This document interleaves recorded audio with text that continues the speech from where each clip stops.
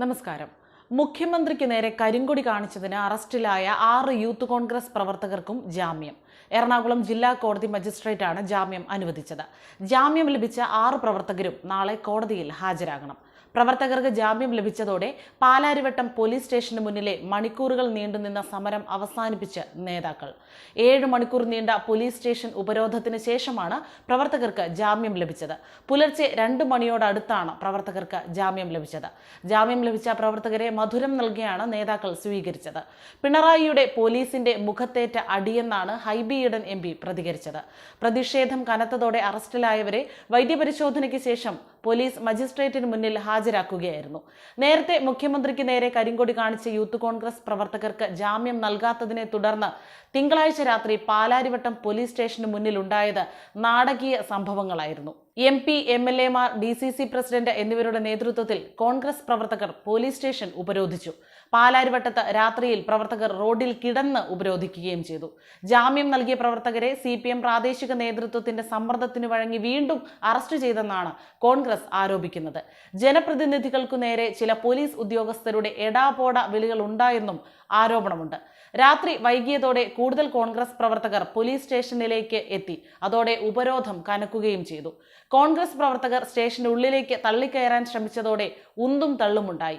Police സ്റ്റേഷന് മുന്നിൽ രാത്രി മുഖ്യമന്ത്രി പിണറായി വിജയന്റെ കോലവും കത്തിച്ചു. സ്വകാര്യ ബസ്സുകൾ അടക്കമുള്ള വാഹനങ്ങൾ റോഡിൽ കുരുങ്ങി. DCC president Muhammad Shiyas, Hibi Eden MP, MLA മാരായ TJ വിനോദ്, ഉമാ തോമസ്, അൻവർ സാദത്ത് എന്നിവരുടെ നേതൃത്വത്തിലായിരുന്നു ഉപരോധം.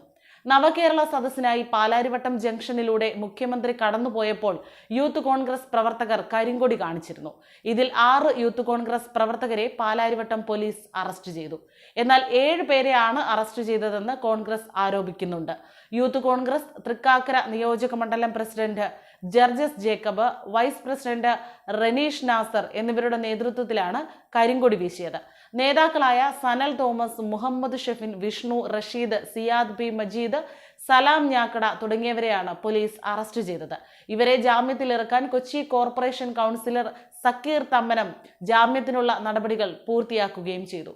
മുഖ്യമന്ത്രി ഗസ്റ്റ് ഹൌസിലെത്തിയാൽ അറസ്റ്റ് ചെയ്ത കോൺഗ്രസ് പ്രവർത്തകരെ വിട്ടയക്കാം എന്ന് പോലീസ് സ്റ്റേഷനിൽ നിന്ന് ഉറപ്പ് ലഭിച്ചതായും നേതാക്കൾ പറഞ്ഞിരുന്നു. എന്നാൽ പിന്നീട് CPM പ്രാദേശിക നേതാക്കൾ സ്റ്റേഷനിലെത്തി മടങ്ങിയതോടെ പ്രവർത്തകർക്കെതിരെ ജാമ്യം കിട്ടാത്ത രീതിയിൽ പുതിയ വകുപ്പുകൾ ചുമത്തിയെന്ന് DCC പ്രസിഡന്റ് മുഹമ്മദ് ഷിയാസ് പറഞ്ഞു. ഇതോടെയാണ് പോലീസ് സ്റ്റേഷനിൽ ഉപരോധം തുടങ്ങിയത്.